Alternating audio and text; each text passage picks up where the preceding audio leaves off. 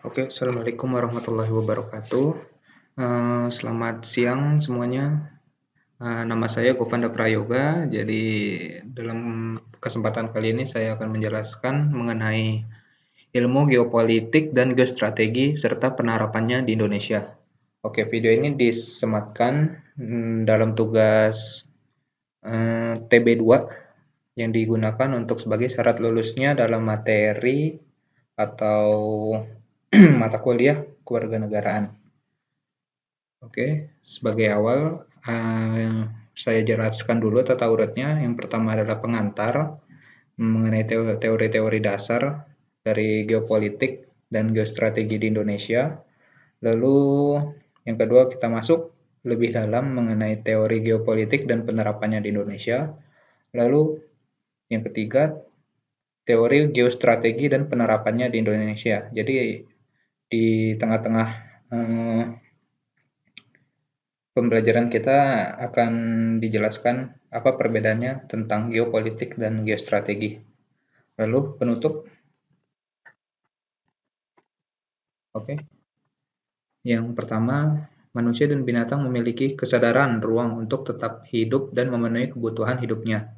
Kesadaran ruang selalu terkait langsung atau tidak langsung dengan kepentingan keamanan.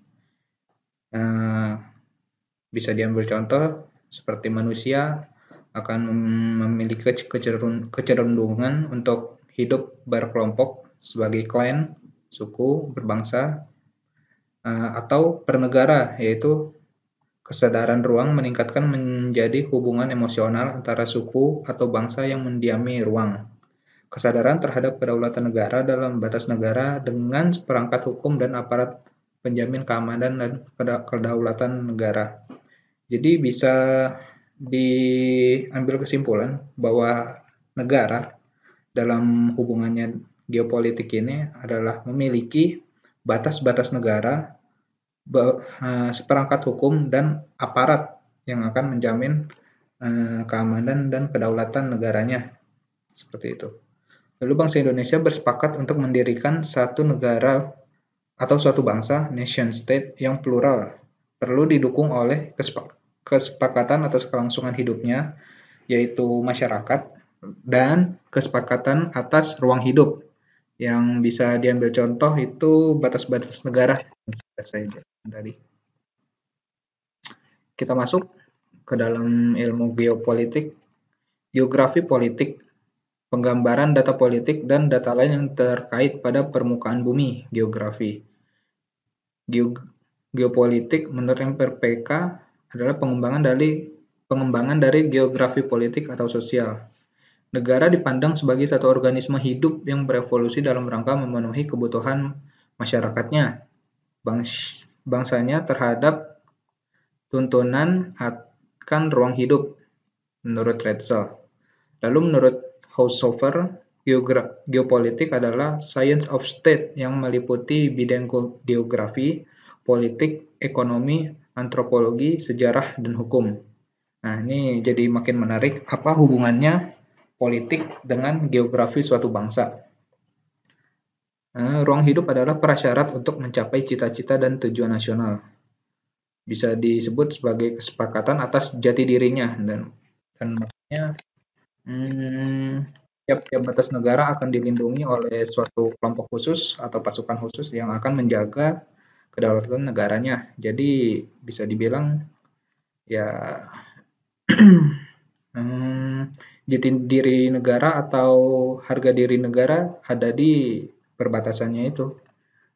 Seperti contoh, Amerika akan memasang anti rudal udara di perbatasan wilayah Meksiko, di mana jika pesawat tempur Meksiko akan masuk ke dalam wilayah Amerika Serikat, maka akan otomatis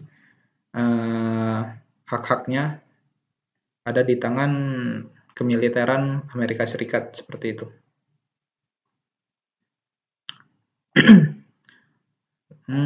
Selanjutnya berbagai teori atau pandangan geopolitik. Ada yang namanya wawasan darat atau kontinental, negara sebagai organisme ruang, bisa disebut spatial organism, adalah organisme hidup, gitu. Ini istilah-istilah ini diciptakan oleh orang dulu, yaitu Lebensraum. Ya, selanjutnya Rudolf, how does it spell? Gehlen, Rudolf Gehlen pada tahun, ya ini masa hidupnya ya, dia wafat pada tahun 1922.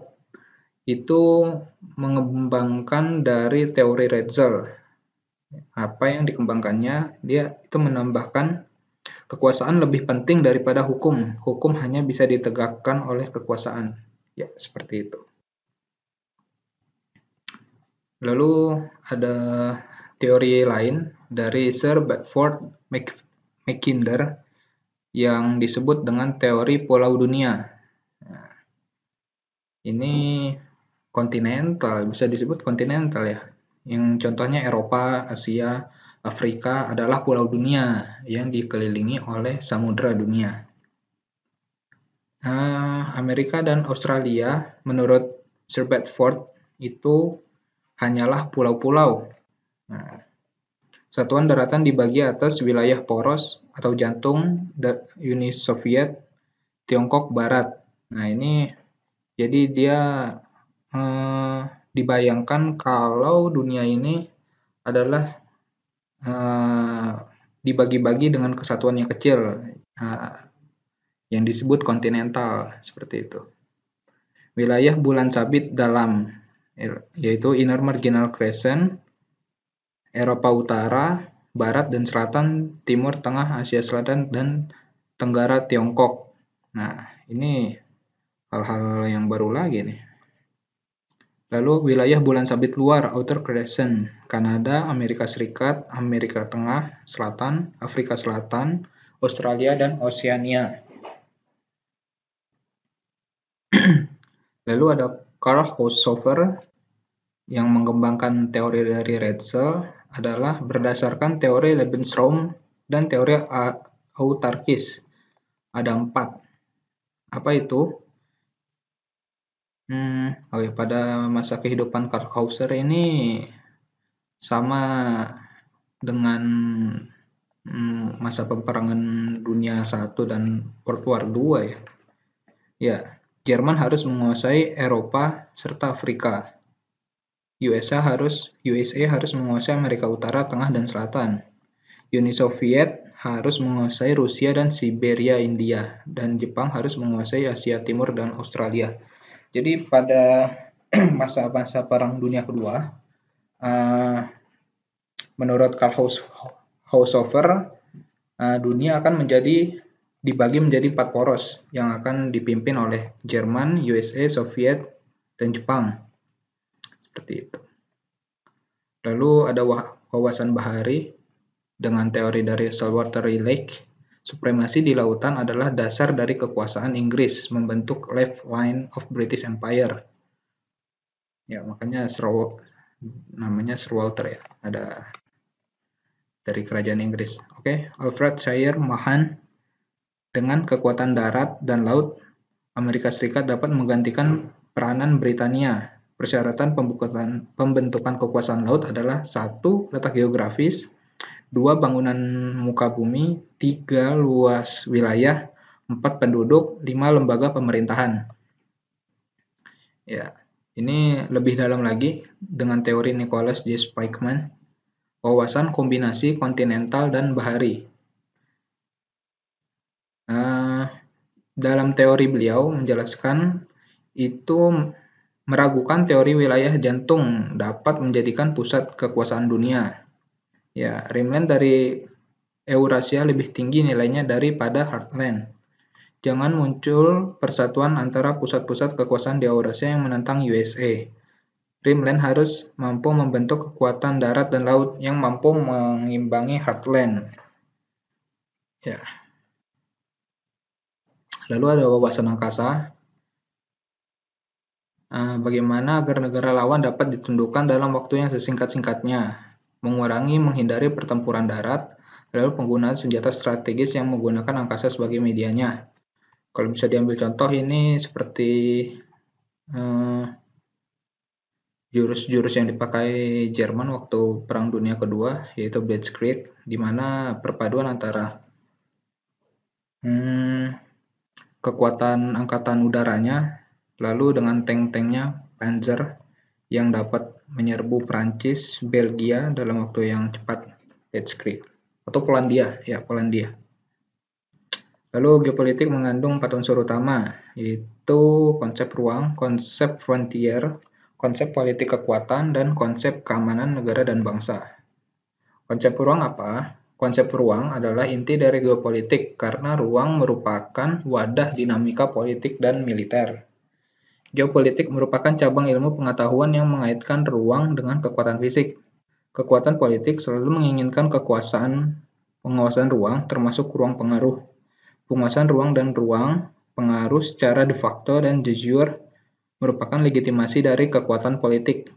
Keteguhan mempertahankan ruang negara merupakan bukti keterkaitan ruang dengan sifat negara sebagai organisme hidup, contohnya Singapura dan Republik China. Lalu, luas wilayah negara sangat bermakna strategis bagi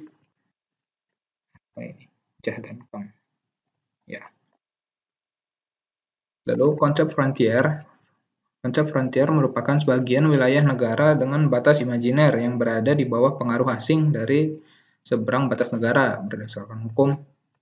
Pengaruh asing dapat berawal dari pengaruh budaya atau ekonomi apabila tidak ditandingi segera oleh pemerintah, berubah menjadi pengaruh politik. Lalu gerakan separatis dari wilayah frontier. Frontier dapat juga terletak di luar batas negara. Keamanan dan rasa aman bagus, dan negara perlu ditopang dengan keamanan regional. Negara sekawasan bekerja sama untuk menghadapi persaingan global, meningkatkan bargaining power dalam bentuk murahnya produk barang dan jasa, serta lebih terjaminnya keamanan.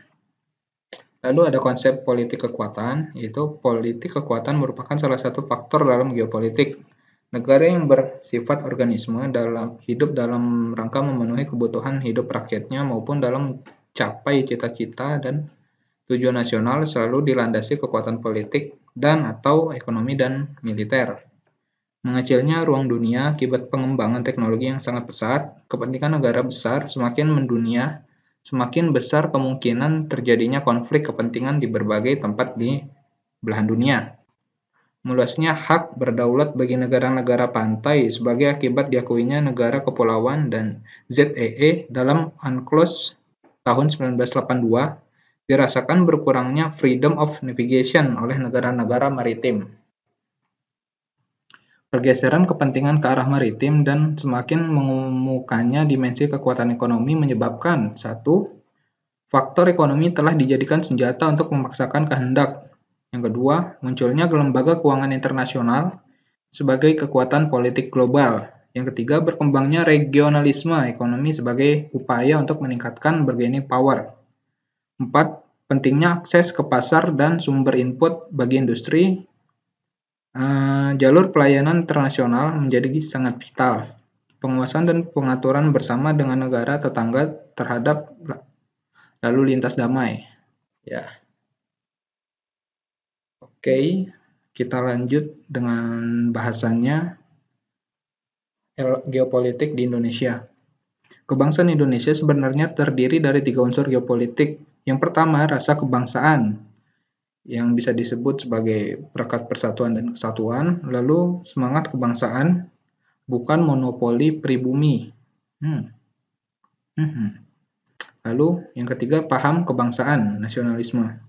Secara formal dapat dibina melalui proses pendidikan dalam arti luas. Geopolitik Indonesia merupakan hakikat dari wawasan Nusantara yang mengandung konsepsi tentang persatuan dan kesatuan di bidang politik, ekonomi, sosial, dan budaya, pertahanan, serta keamanan. Pada awalnya, geostrategi diartikan sebagai geopolitik untuk kepentingan militer atau perang. Di Indonesia, geostrategi diartikan sebagai metode untuk mewujudkan cita-cita dan tujuan nasional yang tercantum dalam pembukaan UUD 1945 melalui proses pembangunan nasional. Geostrategi di Indonesia berawal dari kesadaran bahwa bangsa dan negara Indonesia mengandung banyak anasir pemecah belah yang setiap saat dapat meledak dan mencabik-cabik persatuan dan kesatuan bangsa. Dalam kondisi tercabik-cabik kita jadi bahan tertawaan di forum internasional. Atas dasar adanya ancaman yang laten, terutama dalam bentuk sara, maka geostrategi sebagai metode pembangunan mengandung metode pembentukan keulatan dan pembentukan ketangguhan bangsa sebagai ketangguhan dan bernegara. Keulatan dan ketangguhan dibangun tidak hanya ditujukan kepada individu warga, tetapi juga kepada lembaga, sistem, dan lingkungan. Politik divide et impera kolonial merupakan penggunaan teori geopolitik dengan menetapkan tapak kultur satu suku bangsa dijadikan provinsi, tapak subkultur dijadikan karesidenan atau kabupaten. Warisan ini masih diteruskan oleh pemerintahan RI yang juga digunakan dasar untuk pemekaran daerah. Udah berapa menit ini? Wah, 16 menit. Oke, sekian yang bisa dapat saya sampaikan. Kurang lebihnya mohon maaf. Wassalamualaikum warahmatullahi wabarakatuh.